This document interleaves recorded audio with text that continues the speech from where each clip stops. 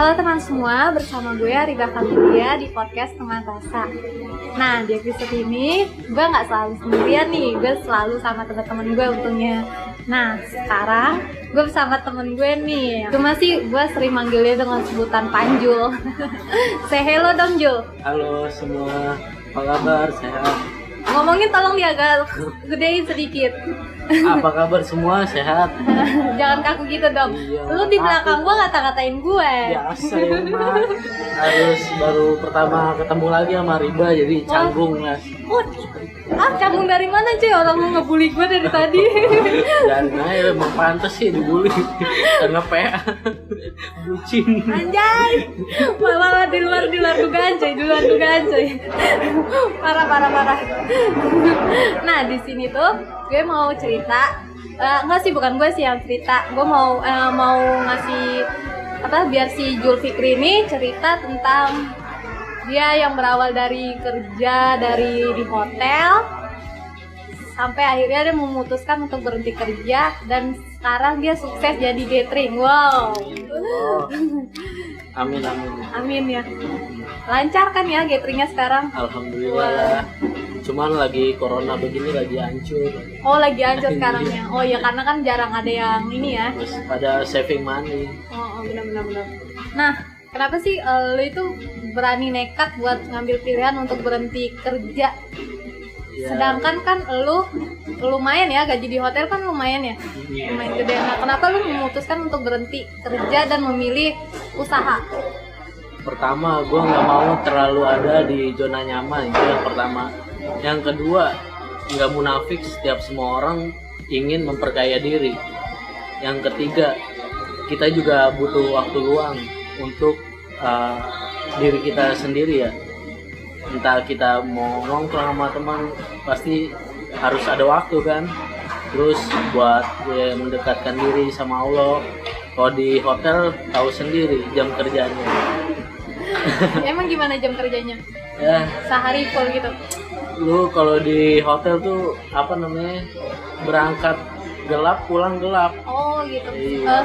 12 jam kali ya? Lebih. Tapi kan lumayan bonusnya. Dapat lemburan juga kan? Ya itu mah rahasia dapur. Oke. Gak mau dipublish nih. Iya. Oke. Nah, kenapa lu bisa memutuskan untuk usaha catering? Kan banyak tuh usaha lain. Karena pertama bokap gue chef, ya kan. Oh, chef. Kedua, gue juga ada background hotel dan tahu bagaimana food safety management dari hal kecil sampai hal yang besar gitu. Oh, jadi dari berawal lu dari kerja di hotel, iya. Lu bisa perluas lagi untuk usaha lu iya, gitu ya. Betul. Berarti chefnya itu bokap lu? Bokap gue. Ada tim nggak? Ada karyawan. Sekarang udah punya karyawan? Alhamdulillah. Asik. Karyawannya berapa tuh kira-kira? Udah banyak lah. Nama cateringnya apa? Kan bisa dipromo kali, ada yang mau nikah gitu kan, bisa ngambil lu gitu kan. Tenang aja, wedding di gua nggak mahal kok. Oh, lu juga nginin wedding ya? Iya, pra-wedding gitu? Wedding, catering, birthday party. WO gitu ya? Iya, lebih ke WO sih. Cuman kita fokusnya ke kantin-kantin karyawan. Oh gitu. Tapi kalau misalnya lu mau nyiapin tenda gitu, lu siap gitu? Siap. Emang ada tendanya juga? Ada.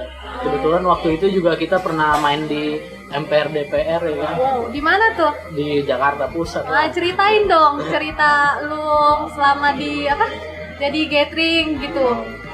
Udah di mana aja? Catering. Iya, catering. Catering mah jalan-jalan ya. Catering, nah ya lu bisa kali cerita nih usaha catering lu tuh udah sampai mana gitu, sampai akhirnya sekarang lu jadi ya udahlah gue cukup jadi usaha catering dan fokus ke sini gitu. Jadi ceritanya udah menyebar luas ya ke pemerintahan, terus ke segmen market menengah ke atas. Dari awal dulu. Oh, dari awal pertama kan gue kerja ya. Lama-lama gue awalnya gimana tuh? Awalnya ya gue nawarin aja ke pertama teman-teman dekat ya kan awalnya. Di zona pertemanan lu itu kali ya? Iya, zona pertemanan gue dari wedding dulu pertamanya ya kan. Circle namanya kali ya? Hah? Kenapa? Enggak, lanjut. Jadi pertama itu dari temen dulu ya kan, dia wedding ya kan, wedding pakai catering gua, dia menurut dia oke. Dari situ gua pasarin lagi. Kebetulan gua pernah kerja di hotel, di bank, dan banyak beberapa kenalan ya kan, gua tawarin lewat database yang gua punya, sampai akhirnya ya bisa berjalan seperti ini, alhamdulillah gitu. Sekarang udah nyampe kemana nih? Pemerintahan. Pemerintah mana nih? MPR DPR. Wow. Iya. Terakhir gue lihat kayaknya di kantor wali kota bupati ya? Bukan wali kota, itu kantor DPRD. Oh, DPRD. Di Cirebon. Di Cirebon. Iya. Berarti lu jalan ke Cirebon gitu? Iya. Wow. Tender di sana cuman kagak gua ambil. Woi, kenapa? Ya, Kejauhan? ada something lah. Oh, gue kira karena jarak kejauhan gitu. Gila, ini keren sih sebenarnya. Cerita lagi dong, kenapa kan banyak nih usaha catering, lu nggak mau nambah usaha yang lain gitu? Insya Allah doain aja kalau ada rezekinya mau buka clothingan, kalau enggak restoran kecil-kecilan. Wow. Doain aja. Wow, keren. Namanya kita bermimpi kan harus kita wujudin. Iya benar. Iya sih benar. Tapi sekarang lu udah punya kantor nggak? Kantor untuk saat ini masih di rumah aja sih. Oh, jadi masih Masak juga masih di dapur. Jadi rumah ada ruangan lah 11. Itu buat kantor, dapur gitu. Kan belum besar juga lah, masih merintis lah ya. Pelan-pelan. Terus kan lu banyak nih kenalan lu. Terus lu nggak apa sih namanya? Lu nggak mau lebih gedein itu apa? Usaha Iya, gua usaha. catering. Yang gue bilang tadi, gue orangnya memang nggak ambisius ya kan. Cuman gue punya planning. Tapi planning gue nggak terlalu ambisius banget. Jadi gue ya ikutin aja alir mengalir. Gue percaya kok ketika kita deketin Tuhan pasti kasih lebih. Faskuruni askurkum waskuruli walatabkurun. Iya. Lu ingat Allah maka Allah akan ingat lu. Lu dengerin. Jadi lu tips-tips buat usaha itu apa tuh? Buat kan kita bisa nih berbagi nih. Kalau misalnya usaha, tujuan pertamanya itu apa? Niat kah? Tujuan pertama itu Apa niat. prinsipnya? Kedua yakin. Yakin. Iya. Usaha. Lu punya niat tapi Lu nggak yakin ya percuma. lu nggak yakin percuma. Dan lu punya niat, punya planning, Tapi kagak lu nggak gerak. lakuin, Ya nothing. percuma. Iya. Iya. Lu bilang berpentok dengan modal. Bos, sekarang banyak orang yang usaha tanpa modal. Nah ini nih seru nih. Kan usaha itu emang butuh modal ya. Iya. Nah, lu bisa cerita nggak? Kenapa? Pasti kan modal pasti selalu mentok di modal. Kenapa lu bisa akhirnya bisa gerak? Apa karena lu minjem modal? Apa lu sebelumnya itu udah nabung dulu gitu? Jujur dulu sebenarnya gue udah nabung dulu. Oh gitu. Jadi lu nggak pakai pinjaman uang dari misalnya dari bank apa segala macam gitu. Berarti lu udah planning nih. Kalau misalnya duitnya udah cukup, gue berhenti, gue bakal usaha gitu. Iya, udah kayak gitu dah. Dan dulu gue juga pernah usaha jual beli motor sama tamu di hotel ya kan. Itu motor Scorpio dijual ke Medan. Dari sini gue cariin motornya, terus dibawa ke Medan lewat ekspedisi. Ya pokoknya lah. Lancar nggak sampai sekarang? Kagak. Dulu dia ibaratnya udah krisis ekonomi dianya. Jadi jual beli motor. Jual beli motor udah gue lakuin. Iya, apa aja nih selain catering? Jual serabi udah gue lakuin. Oh iya, serabi. Terus Nggak laku ya? Laku, cuman gue waktu itu ada orderan catering kan, dan udah kontrak ya kan. Jadi nggak dilanjutin? Nggak gue lanjutin, karena apa, harus fokus dulu dalam satu hal. ketika udah besar atau udah lancar ya kan, baru kita fokus ke yang lain. Iyalah, manusia aja kita harus fokus sama satu manusia kan. Nggak curhat ini mah, nggak curhat Jul, nggak curhat. Terus selain catering apa aja tuh usahanya? Kan jual motor udah. Serabi dulu, terus dulu gue pernah ngampus ya di Unpam. Jadi gue jual bawah nasi goreng waktu itu di kampus, gue jualin ke temen-temen gue. Ya namanya juga hidup ya, kalau nggak dijalanin ya kita mati dengan gengsi kita. Tapi ketika kita nggak gengsi, kita cari duit yang halal, insya Allah pasti ada jalan. Yang penting satu, jangan gengsi, jangan malu, karena sukses itu butuh proses dan lu harus keluar dari zona nyaman. Iya. Yang ketiga, lu harus deketin Tuhan lu, ya kan? Karena apa? Hidup ini seperti game. Ketika lu pengen sesuatu, ada kode atau cheatnya. Kode dan cheatnya apa? Ya doa. Gitu. Lu pengen kerja nih, lu nggak doa, lu usaha doang, lu sombong berarti. Kalau lu doa doang tanpa usaha, lu nggak mungkin kan Allah ngasih sesuatu hal turun tiba-tiba, pasti ada perantaranya. Betul. Sekarang pas ketemu udah jadi bijak ya nih anak. Emang dari dulu kan? Enggak. Dulu mah ya begitulah pokoknya mah. Sekarang pas udah punya usaha gitu kan, omongannya mantul. Sebenarnya sih karena faktor pengalaman ya, itu yang pertama, dan faktor pandangan. Karena apa ya, dalam proses kita hidup itu pasti menemukan banyak pengalaman. Nah dari situ membuat sudut pandang kita jauh lebih luas gitu. Dan kita bisa belajar dari pengalaman tersebut. Jangan kayak lu Gue sih udah jatuh, gue ini nggak keluar lagi. Aduh, tolong dong, ini kan kita konteksnya tentang lu usaha misalnya dari bawah sampai lu sudah bisa jadi di atas. Kok jadi ke gua sih? Kok jadi ke gua sih? Ini beda cerita loh. Tapi lu sempat ini kan waktu pernah kan pasti ada zona di mana lu ngedown karena usaha lu tuh nggak berkembang gitu. Pasti kan pernah kan di awal-awal ya? Di awal pernah. Ya Dan kan? sekarang saat corona juga gue mengalami Lagi down ya, lagi down itu. kan. Cuman satu, gue punya prinsip, bukan prinsip sih, punya pegangan. Kalau kita ibaratnya kita lagi jatuh gini, yang kita lakuin adalah bersyukur. Karena apa? Karena rasa syukur itu membuat diri kita nggak kekurangan gitu. Cukup aja.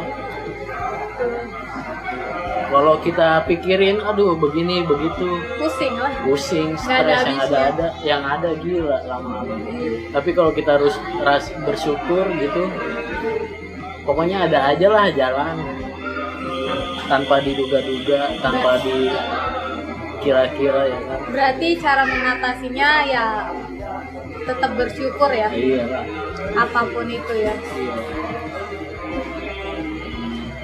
Dan lu ya udah mau kayak gimana walaupun jatuh apa segala macam ya udah terima aja. Karena ini mungkin udah jalannya dari Allah kali ya. Berarti lu pas usaha itu bukan modal nekat sih ya berarti ya. Iya, udah di planning dari jauh-jauh hari. Itu prosesnya berapa tuh sampai dari planning sampai akhirnya oke, gue mutusin berhenti kerja dan gue memilih usaha catering. Itu kurang lebih 3 bulan lah. Wow.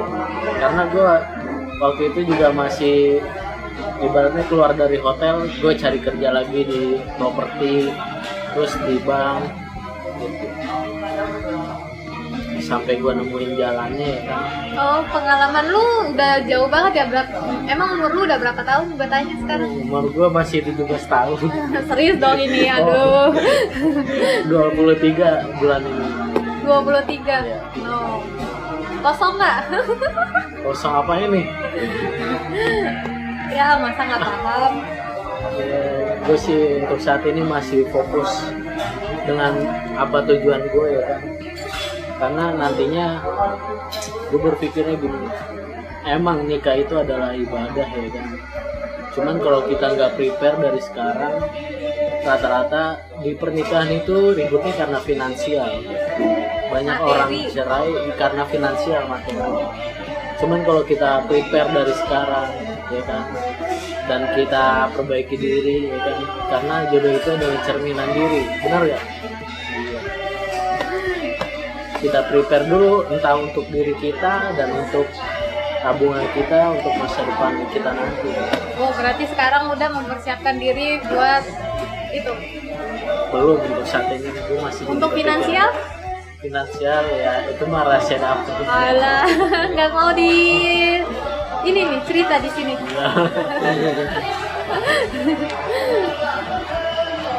Nah, berarti usaha catering ini tuh usaha bareng-bareng sama keluarga atau khusus lu pribadi? Untuk saat ini sih masih sama keluarga ya. Bareng bokap ya? Iya, bareng orang tua. Berarti khusus berarti maksudnya si chefnya ini masih bokap lu yang megang? Apa ada yang lain chefnya? Masih ada yang lain, karyawan gitu. Karyawan. Iya, cuman yang ngatur memang bokap gue. Ngomong-ngomong itu usaha catering makanannya apa aja tuh? Banyak, Western, Asian, Chinese, Tradisional ada? Japanese, tradisional, ada Indonesian food. Tapi lebih ke Lebih ke Indonesian food sama Western. Western. Western itu apa aja tuh? Banyak. Kalau Contohin disebutin dong, kan jujur gue aja nggak tahu Western itu apa aja makanannya. Western itu kayak tenderloin, sirloin itu termasuk. Oh, itu bisa? Bisa. Kayak yang di itu ya, di TV-TV ya? Iya. Oke, keren. Itu bokap lu bisa, itu emang dulunya sekolahnya di bagian chef apa gimana tuh? Dulu bokap gua punya pengalaman di kapal pesiar. Kapal pesiar, jadi chefnya itu Kenapa? Chef di kapal pesiar di itu. kapal pesiar. Iya. Oh gitu. Jadi lebih ke ini ya, kok luar-luaran gitu ya Iya, makanannya lebih ya? Oh gitu, ke barat-baratan. Tapi tradisional bisa? Bisa. Chinese food juga bisa. Chinese food apa aja tuh contohnya? Tom yam goong salah satunya. Terus? Masih banyak lagi sih. Sebutin dong, Kalau sebutin. disebutin ntar bisa 2 jam. Nggak apa-apa lah, sebutin aja gitu ya kan. Biar misalnya kita ini tahu loh gitu. Dan kali aja misalnya ada yang mau nih, dia ngedenger, kalau ada yang ngedenger terus pengen bikin apa nyari catering, mau yang Chinese foodnya. Oh, Bisa. inget Banyak. siapa ini namanya, si Panjul. Langsung kan bisa Cek aja kontak. di Instagram kita Ada Instagram apa tuh nama Instagramnya? @bogarasa.catering. Oh gitu. Iya. Ituin dong, abjatin dong. @BOGARASA.KATERING. bogarasa.catering. Itu udah berjalan udah berapa lama tuh sampai sekarang? Baru setahun lah. Oh, berarti masih baru ya? Oh gitu.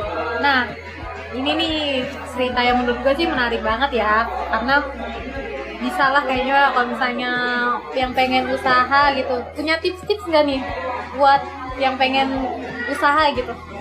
Tips gue Harusnya pertama, apa? Harus gimana gitu?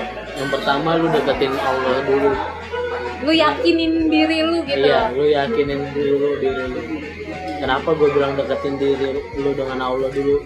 Kalau kita kejar akhirat, pasti dunia mengikuti. Tapi kalau kita kejar dunia, akhirat jauh banget. Dan kita kejar nggak bakal nyampe-nyampe tuh dunianya. Tapi kalau kita kejar akhirat, pasti dunia mengikuti. Jangankan lu cari, pasti datang sendiri dah. Ya kan? Kayak jodoh gitu. Iya, kayak jodoh, pasti datang sendiri. Terus apa lagi? Terus kedua, ya lu niat lu yang kuat ya kan. Kenapa gue bilang niat harus kuat? Karena apa, di dalam niat itu ketika kita kepentok dengan modal, lu pasti putar otak gimana caranya usaha lu bisa jalan tanpa modal. Itu yang kedua. Yang ketiga, yakin. Niat, usaha, doa udah tapi lu nggak yakin, ya percuma, jadi apa ya, terus jalannya sia-sia, kayak sia-sia hambar gitu. Terus sama yang keempat, lu bersedekah sama anak yatim. Karena apa, ketika anak yatim mengangkat tangan buat lu berdoa, ya kan, itu pasti jalannya akan mudah gitu. Tuh, dengerin kalau misalnya bagi yang mau dengerin, kalau misalnya mau bikin usaha, kalau misalnya lu nggak punya modal, ya udah lu sedekah aja deh gitu ya sama anak yatim, minta doa sama anak yatim gitu. Enggak, maksudnya putar otak lah. Iya, bisa ada jalan gitu ya. Pasti ada jalan. Lu sedekah, tapi walaupun sedekah juga nanti pasti Allah ngasih jalan ya. Karena apa, nggak mungkin kayak lu punya pacar nih kan, ketika lu butuh sesuatu, nggak mungkin pacar lu nggak nolongin. Begitu juga dengan Tuhan, ketika lu meminta, nggak mungkin kan Allah ngebiarin lu begitu aja gitu. Walaupun nggak dapat petunjuk ya mungkin belum saatnya kali ya gitu ya. Modal nekat perlu nggak? Modal nekat perlu, cuman lu harus punya planning. Kalau nekat nggak punya planning ya percuma gitu. Percuma. Mati. Yang ada lu kerja bakti, Nggak ada hasil nggak ya. ada hasil. Berarti nekat tapi lu nggak punya planning itu percuma guys Iya. ternyata. Dan nekat nggak punya strategi bisnis, ya udah mati. Dan pentingnya ilmu juga sih ya sebenarnya ya. Iya. Kalau misalnya lu mau bikin usaha tapi lu nggak tahu ilmunya kayak gimana, Ilmu nothing. sama relasi. Nothing ya. Relasi juga ya. Nah, mungkin sampai Modal mah nomor 2. oh modal berarti, oh ternyata gue juga baru tahu nih, ternyata kalau misalnya usaha itu modal itu nomor 2. Iya. Gue kira usaha itu modal sih yang pertama. Karena kebanyakan teman-teman gue itu mau bikin usaha kepentok sama modal kebanyakan. Karena apa, dia belum niat 100%. Niat tuh udah niat, saya. Kalau dia niat, pasti dia putar otak gimana caranya dapetin duit tanpa keluar modal. Mungkin di dirinya juga kali ya, belum yakin sepenuhnya. Iya. Padahal ya memang sebenarnya ada sih beberapa teman gue yang mau bikin usaha nih, cuma kepentok gitu sama modal, dan akhirnya dia ngumpulin duit dulu, kerja keras dulu gitu, sampai akhirnya dia punya modal ya, sampai sekarang sih belum. Contohnya kembali lagi ke cerita gue yang tadi tuh. Gue jual beli motor sama tamu gue. Harus banting tulang dulu ya. Iya, banting tulang dulu. Itu gue tanpa keluar modal spesial pun. Jual beli motor dengan tamu gue di hotel ya kan. Tamu gue itu dia jadi, kalau nggak salah, manajer dia di Airnav Medan. Mungkin karena dia percaya sama gue ya kan, ya jadinya gitu, gue dapat dipercaya, gue bisa jual beli motor sama dia tanpa ngeluarin modal spesial pun. Bahkan gue malah dimodalin, rokok dibeliin, segala macem dibeliin. Nah berarti satu lu kurang nih, yang itu saran lu jujur. Iya. Ya kan, kalau misalnya kalau misalnya lu harus jujur ya, berarti kan orang percaya Iya, sama betul. kita. Nah berarti lu kurang tuh, tambahin 5 berarti Iya, jujur. kejujuran. Ya, Sorry. karena jujur juga penting. Karena kalau misalnya lu nggak dapet kepercayaan ya percuma gitu ya kan. Lu nggak bakalan kali gitu dia mesen catering lu, udahannya udahlah ngapain ke orangnya kayak gitu ya kan. Dan perilaku juga, sikap kali ya, yang ramah juga penting kan. Penting, kan?